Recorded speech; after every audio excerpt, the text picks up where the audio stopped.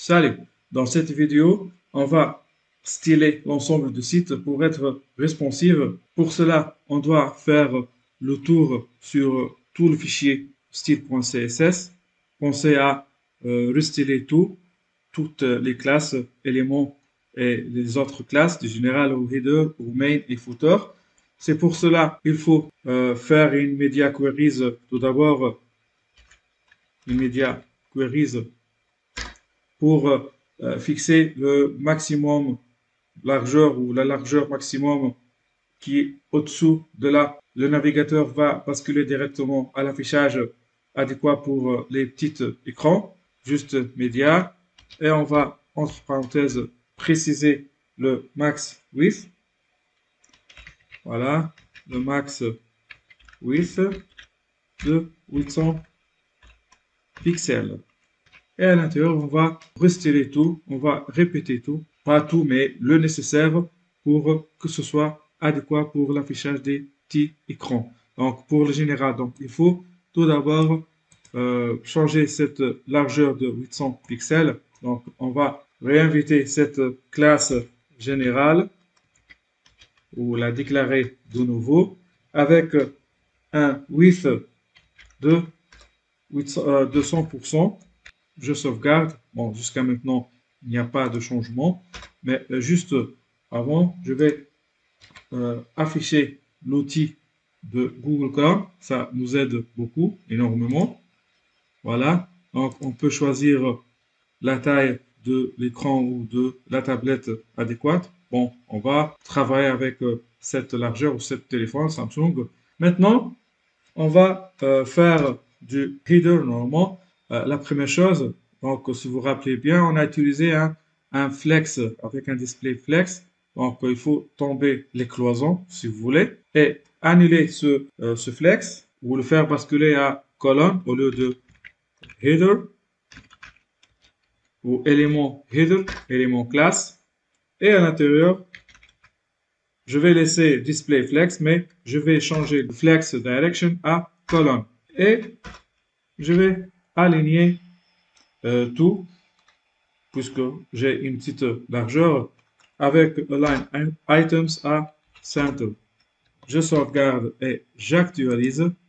Voilà, le logo et le titre du site, il est aligné. Et il reste le menu aligné horizontalement. Donc déjà, c'est une autre histoire, puisqu'il utilise une autre flex. Donc je vais la transformer à row. Donc je vais transformer le flex en colonne de ce menu. Donc on se rappelle qu'il se trouve à l'intérieur d'une classe menu et le flex direction à colonne. Je sauvegarde et j'actualise. Et voilà, je peux aussi annuler cette image. Ce n'est pas nécessaire de l'afficher dans les petits écrans. Elle se trouve à l'intérieur d'une classe qui s'appelle banner. Donc, banner img. Donc, cet élément, on va agir directement sur la balise img et faire le display à none. Pas d'affichage. J'actualise. OK, c'est bon. Maintenant, donc si vous vous rappelez bien, dans la section main, on a utilisé du overflow avec du float left et du float droite.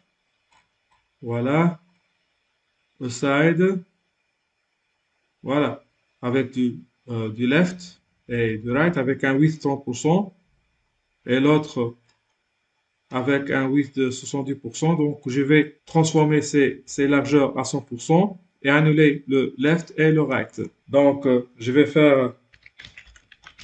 réécrire cette classe en annulant le float à none. Aussi, je vais faire la largeur à 100%.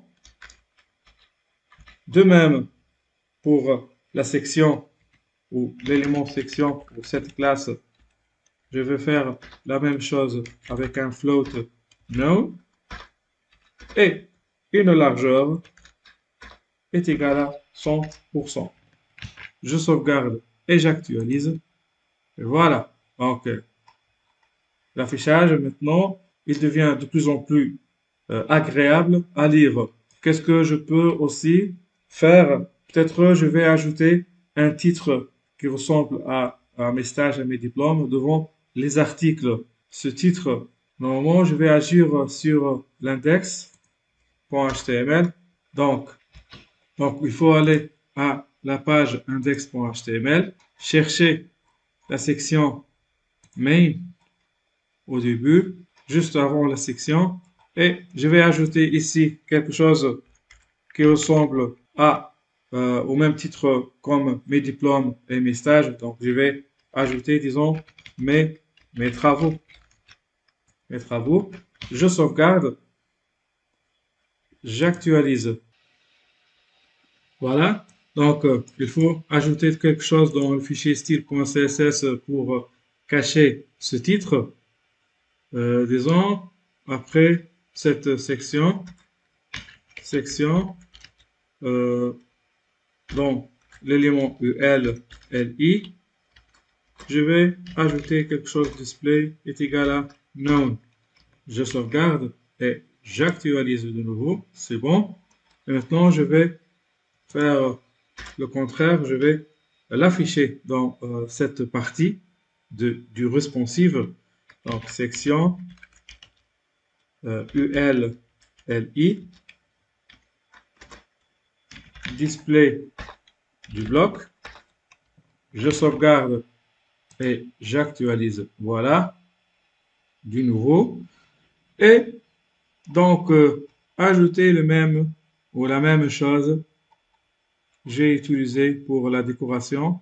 Donc, voilà, CTRL copy, CTRL V, on sauvegarde et on actualise. C'est bon. Juste maintenant, peut-être je vais ajouter un peu de marge négative. Donc, du côté left, du côté gauche, left margin ou margin left.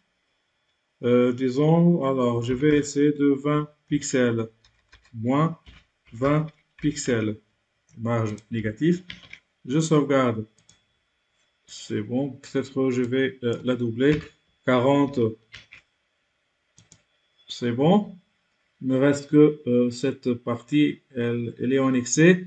Peut-être je vais l'aligner avec la largeur du conteneur. Donc, je vais forcer le width à 100%. J'actualise. Et voilà. C'est bon. Je passe un coup d'œil sur cette page à propos. Donc, c'est OK. Voilà. On a terminé. Si vous voulez revoir les étapes à suivre et les recommandations pour refaire ce site, jetez un coup d'œil sur le fichier Word template.docs. Merci.